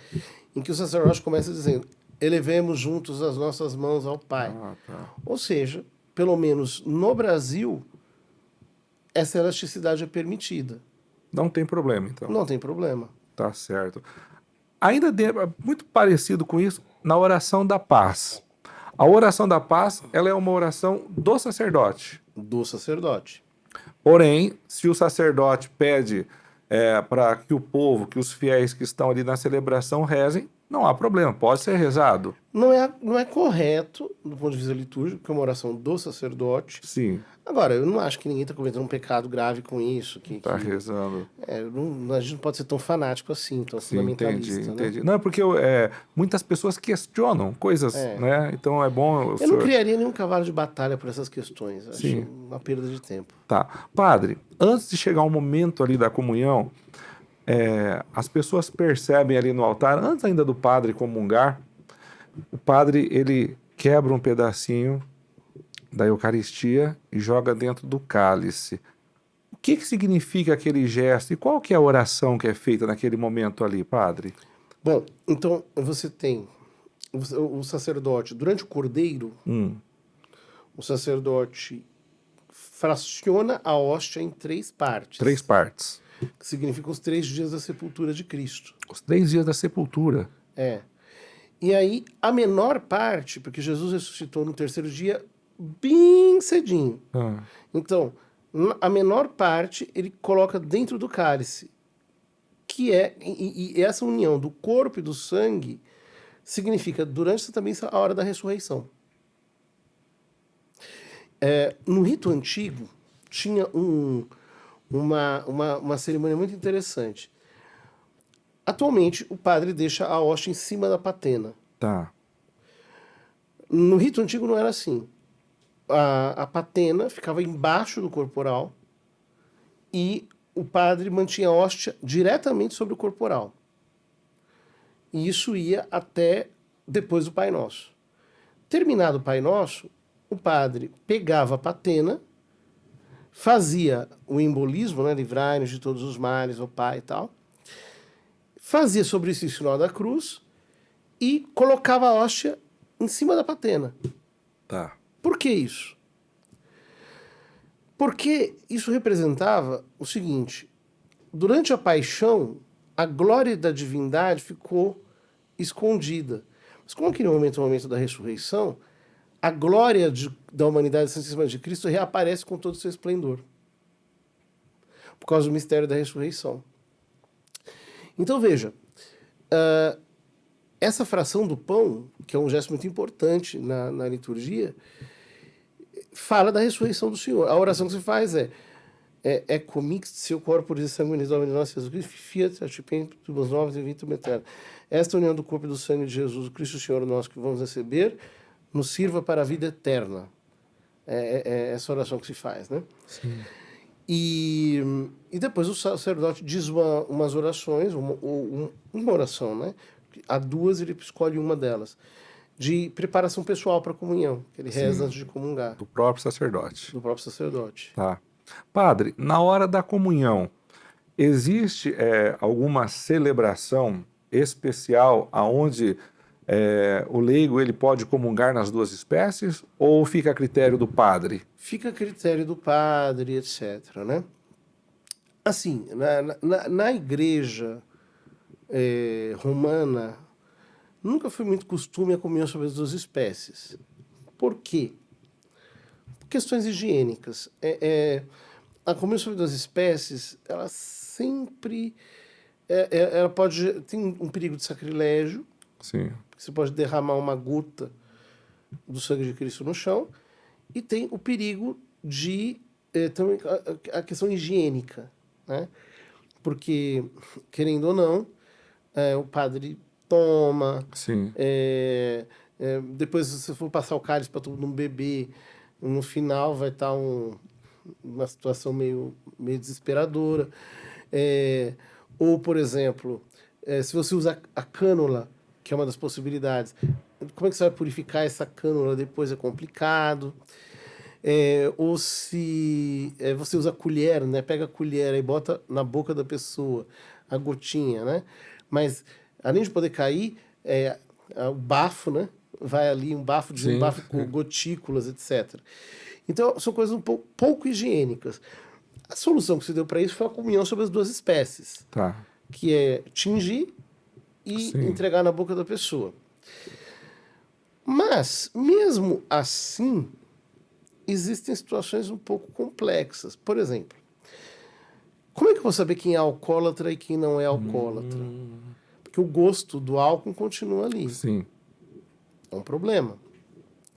Depois, eu tenho que ter uma multiplicação de cálices. Porque eu vou precisar ou tirar de um cálice para cálices menores, aí existe uma possibilidade de profanação ali, né? Ou você coloca naqueles cálicezinhos, mas os cálicezinhos eles podem cair. Ou seja, é sempre problemática a comunhão sobre as duas espécies. Então a igreja deixa isso ao critério do bispo, da conferência episcopal, do bispo e, em última análise, do padre, né? Tá. Eu faço raramente, porque, segundo a doutrina católica, a comunhão é completa em qualquer uma das espécies. Então, por exemplo, se uma pessoa estiver com câncer de garganta e ela não pode consumir uma fração da hóstia, ela pode comungar só sobre a espécie do vinho. É Cristo total ali. É Cristo total ali. Então, em cada uma das espécies, Cristo está por inteiro. Sim. Então, essa ideia de que tem só a comunhão sobre as duas espécies é comunhão em sentido completo, ela tem algo de herético, algo de protestante aí por trás. Sim. E tem todo o respeito também, né, padre, por esse momento. Algumas coisas que eu me recordo. Eu lembro de uma vez, eu sou ministro da Eucaristia, e eu me lembro que eu estava ali ao lado do padre distribuindo a Santa Comunhão, e veio na fila uma senhora de uma religião afro, com todos aqueles ornamentos que estavam ali. E ela estendeu a mão para receber Jesus. O padre, eu me recordo, faz muitos anos isso, ele disse, na boca. E ele colocou na boca, tá? Me recordo de uma vez, um ministro que estava ali distribuindo a Santa Comunhão, a Eucaristia caiu no chão. Quando acontece fatos assim, de cair no chão, falaram para mim que você não pode negar a comunhão para uma pessoa quando você não... Como que tem que ser a reação? Caiu no chão, o respeito, uma pessoa de uma religião diferente. Como que tem que ser a ação do sacerdote ali, padre? É muito complexo, é uma saia justa, né? Uma saia muito justa. Bom, quando a comunhão cai no chão, a gente tem que recolhê-la e purificar o lugar onde ela caiu, né? Essa purificação é feita como? É na hora que... Água e sanguíneo. Água e sanguíneo. Nada mais do que isso. O sanguíneo é uma espécie de lenço, né? Sim, que se usa para tratar a Eucaristia, geralmente feito de linho. Agora, quando uma pessoa vem para comungar, a gente só tem autorização para negar a comunhão aos excomungados públicos. Sim. Então, alguém que foi excomungado da igreja... Você sabe que realmente...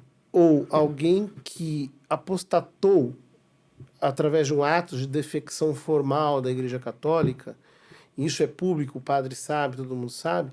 Inclusive, os excomungados é uma coisa muito séria. Se um excomungado entrar na igreja, o padre tem que parar a missa. Ah, é? Ele não pode continuar enquanto a pessoa não sair. Nossa. É muito sério isso. Agora, se a pessoa não foi excomungada, é uma situação mais complexa. Por quê? Eu não sei o que está acontecendo ali. Você fala de uma pessoa com um adereço de outra religião. Mas e se essa pessoa for, por exemplo, uma vendedora de produto? É raro, seria complicado, etc. Sim. Mas poderia, teoricamente, acontecer. O que o padre vai fazer? Vai falar assim, tal. No máximo que ele pode fazer é perguntar. A senhora é católica, está tudo certinho, tá, tal. Tem certeza? Então vou dar comunhão na boca, a senhora, por favor. Mas com educação. Sim. Mas pode acontecer, por exemplo, de um pecador público chegar, né? Uma pessoa que, por exemplo, está em aberta oposição ao ensinamento da igreja. Eu geralmente prefiro agir antes. Eu me lembro que uma vez havia um político na missa. Sim. Que não podia comungar. Eu já conhecia a história. Seria um escândalo se ele comungasse. Então, eu, antes da missa, o chamei. Ou, o que eu faria, por exemplo, é pedir para um dos assistentes da missa ir até a pessoa, muito discretamente, e falar assim, olha, o padre pediu para você não ir à hora da comunhão, depois da missa a gente conversa, para evitar esse constrangimento. Tá. Se for causar escândalo na igreja, né? Entendi, padre. Padre, várias pessoas dizem assim, se eu chegar até na hora do perdão, até antes da primeira leitura, eu posso comungar. Isso pode, não pode? Existe alguma regra? Como que é? Não é bem assim, não. O pessoal inventa muita coisa, né? É, padre. Então, por exemplo, tem gente que diz assim, se eu chegar depois do ato penitencial, eu não posso comungar. Onde é que está escrito isso? Não existe Não nada. é verdade, não é verdade. Ou seja, às vezes acontecem atrasos que não são intencionais. Sim, sim. Existem pessoas, eu estou convencido disso, existem pessoas que não conseguem pensar de maneira temporal do mesmo jeito que a gente. Isso tem muito a ver com a cultura. Sim. Né? Então, por exemplo, eu sou um paulista que já nasci na era do relógio de pulso e tudo muito cronometrado. Então, para mim, calcular o tempo do deslocamento para chegar antes é uma coisa natural, mas para algumas pessoas não é. Sim. Então, algumas pessoas são atrasadas meio que por, assim, não digo por natureza, mas por cultura, por modo de pensar, por disposições psicológicas. Sim. E acontece um atraso involuntário, a pessoa pode comungar normalmente, Sim. se ela tiver em condições de comungar. Durante os domingos, a igreja diz assim, nós temos que participar da missa inteira. Eu ia falar isso agora, isso. Só que a participação da missa inteira supõe o quê? Que a pessoa fez o possível para chegar no começo da missa. Se aconteceu de a pessoa não conseguir chegar, porque, sei lá, na hora que ele saiu, tinha pouco tempo, chegou para estacionar, foi um trabalho, Sim. aí quando ela chegou lá na porta, estava na hora do glória. Não é culpa, né? Sim, sim. Então, a pessoa pode comungar, pede perdão a Deus em algum momento da missa em que se faça isso, né? Cordeiro de Deus, tirar o pecado do mundo, tem de piedade de nós. Sim, sim. Durante as missas de semana, as missas de segunda a sábado, de segunda, né? Desde que não seja uma missa dominical, inclusive não há obrigação de assistir a missa inteira. Ah, é? Não há. A pessoa, se ela chegar na hora do rito da comunhão, ali na hora do Pai Nosso, ela pode comungar. Nossa, eu não sabia disso, padre. Durante a semana, porque não há obrigação de assistir a missa inteira. Durante os domingos, sim. Então, se há um atraso que não é intencional, Sim. Não é intencional. eu não vejo nenhum problema. Tá. Existe também, padre, eu acho que vale a pena dizer isso, o caso de pessoa, porque a missa dominical, todo católico tem que participar, mas, por exemplo, vamos lá, o caso de um policial, um médico, que ele não pode ir na missa naquele dia porque ele está de plantão. Ele tem que trabalhar. Ele não está em pecado grave Ele nesse está caso. isento do preceito. Isento do preceito. Então ele pode ir num outro domingo comungar, não tem problema nenhum. Bacana, padre, bacana. Padre, dentro desta função que o sacerdote exerce ali, é comum nós ouvirmos o termo, o padre está in persona Christi. O que significa esse termo in persona Christi? Nos momentos, digamos, essenciais da celebração de um sacramento, então na hora da consagração, na hora da absolvição, no instante que o padre batiza, quando o padre faz a unção, no momento em que ele unge, a igreja diz que o sacerdote está in persona Christi. Ou seja, ele empresta o seu ser, as suas mãos, a sua cabeça, o seu corpo, o seu coração, a Cristo, e Cristo se serve do sacerdote como causa instrumental. Mais ou menos assim. É como eu uso essa caneca para beber água. Certo.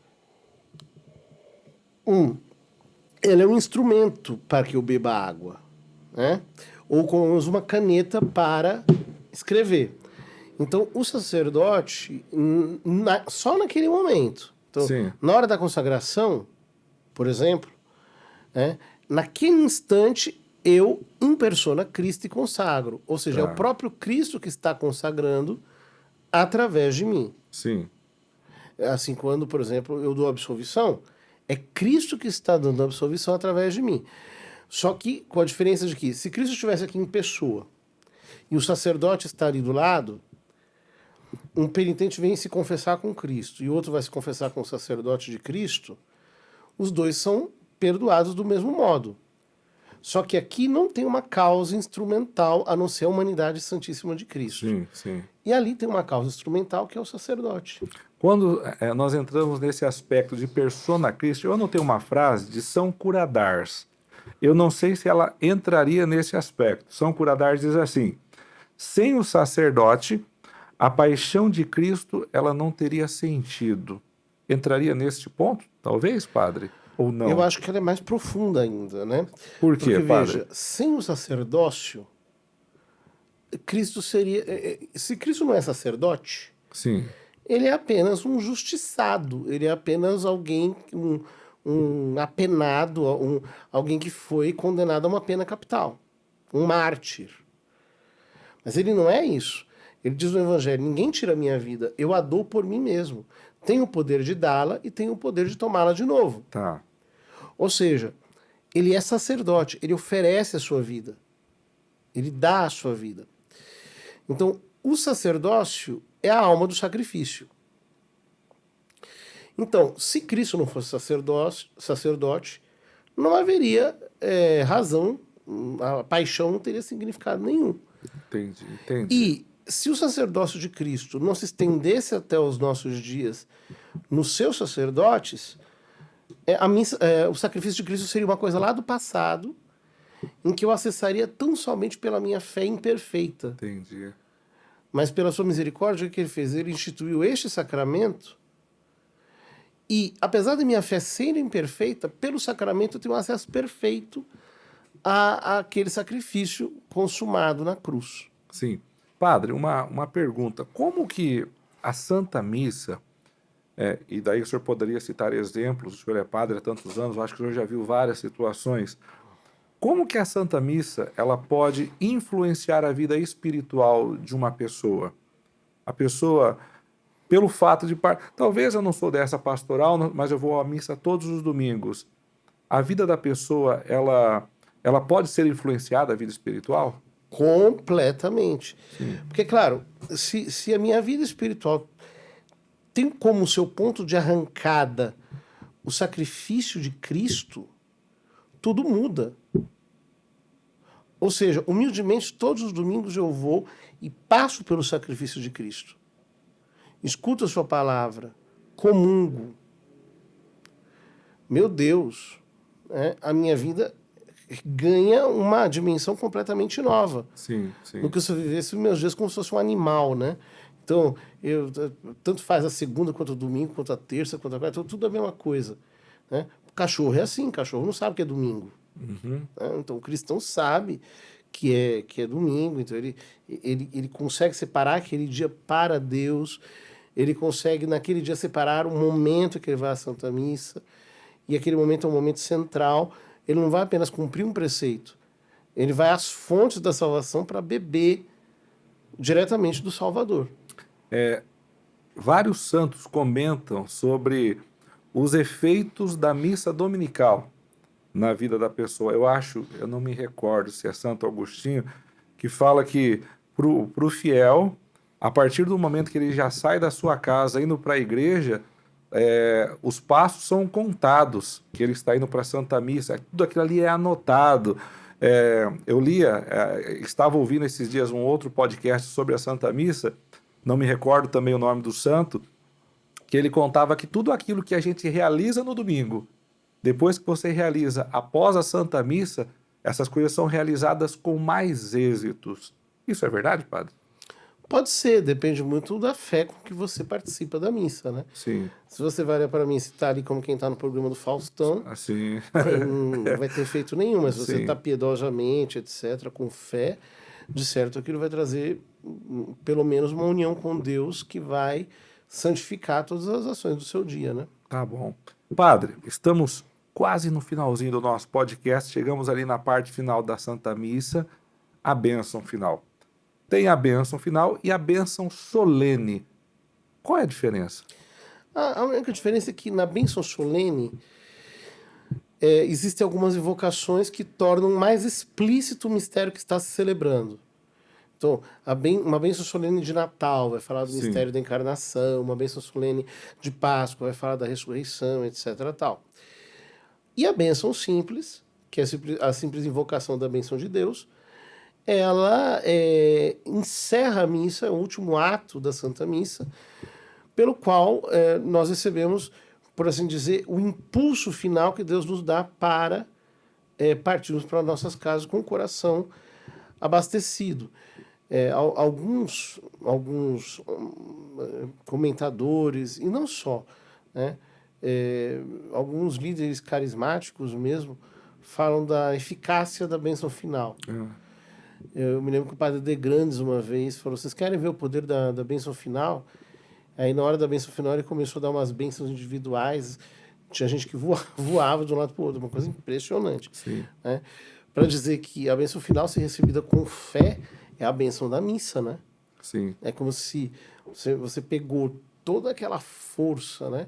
O sacerdote pega toda a força do sacrifício da missa, um canhão, e joga isso para você. Pá! Nossa. É um canhão de bênçãos, né? Então é uma bênção realmente, é a bênção das bênçãos. Padre, ainda dentro desse aspecto da bênção final, me recordei um caso muito antigo. E eu acho que entra dentro disso que o senhor está falando. Eu me recordo uma vez, no final de uma missa, uma senhora procurou um sacerdote na sacristia e pediu para que ele abençoasse a água. Ele falou: mas eu já dei a bênção na missa. Ela vale ou não vale? Depende da intenção que o sacerdote tem. Tá. Então, por exemplo, se eu vou dar a bênção da água, olha, agora eu vou dar a bênção da água, eu dou a bênção da água, tá. Não tem para que a pessoa me trazer para eu benzer depois, porque eu já benzi. Sim. Agora, se eu não tiver intenção de dar a bênção da água, específico, tá. aí a bênção final não valeu para tudo aquilo. Bacana. Por exemplo, nas missas do Papa, em geral se diz, em algum momento, o Sumo Pontífice tem a intenção de abençoar todos os objetos que forem apresentados. Isso no finalzinho. Da bênção final. Sim.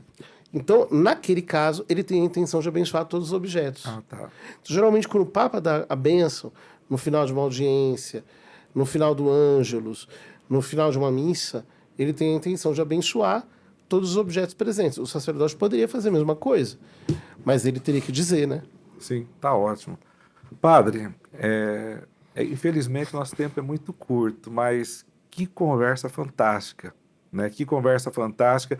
Tenho certeza que esse podcast aqui, tudo aquilo que o senhor partilhou conosco aqui vai ajudar muita gente. Fico contente, muito obrigado. Muita gente. E para finalizarmos, olhando aqui para essa câmera, eu gostaria que o senhor deixasse, dentro desse tema, ou que o senhor quiser falar, uma mensagem para aqueles que estão nos acompanhando, que são católicos, que vão à missa, que estão afastados da missa. Fique à vontade, padre. Olha, nos Atos dos Apóstolos, São Pedro diz uma frase que é grandiosa. Ele diz: em nenhum outro há salvação, porque debaixo do céu nenhum outro nome há dado entre os homens, pelo qual importa que sejamos salvos. Nós cristãos não inventamos um jeito de nos salvar. O único modo de nos salvarmos é passando por Cristo e pelo seu sacrifício. É o que nós fazemos em cada missa. Talvez aqui, nesse momento, você não dê tanto valor à Santa Missa. Você acha que talvez seja um pouco chato participar da missa, etc. Mas, escuta o que eu estou falando. Um dia você vai morrer. E aí você vai entender o valor que cada missa teve para você. E, sobretudo, o valor que cada missa tem para você, inclusive depois da sua morte. Guarde isso no seu coração. Não brinque com as coisas santas. Seja fiel, porque o que se nos pede é muito pouco. Apenas a missa do domingo. Qualquer coisa na nossa vida vale mais do que isso. Se nós juntássemos os minutos que nós passamos no banheiro durante a semana, eles excederiam o tempo de uma missa. Se eu não sou capaz de dar a Deus o tempo de uma missa no domingo, isso significa que o meu amor por Ele não passa de uma mentira. Obrigado, padre. Quero agradecer a você que ficou conosco até agora. Se você gostou de tudo isso que você ouviu, escute mais uma vez, 2, 3 vezes, compartilhe esse conteúdo. Se fez bem a você, tenho certeza que vai fazer bem também para outras pessoas. Curta, compartilhe, comece a nos seguir. Nós vamos deixar também depois, padre, o endereço do senhor para que as pessoas possam estar acompanhando os cursos que o senhor dá, que são fantásticos. E mais uma vez, padre, muito obrigado pela disponibilidade de estar conosco. Foi uma grande alegria. E eu gostaria, se possível, que nós finalizássemos com o senhor dando a bênção para nós. Tá bom. Por intercessão do Imaculado Coração da Santíssima Virgem Maria e de São José, seu castíssimo esposo, a bênção de Deus Todo-Poderoso, Pai, Filho e Espírito Santo desça sobre vós e permaneça para sempre. Amém. Amém. Obrigado, Padre. Pessoal, até a próxima. Tchau, tchau.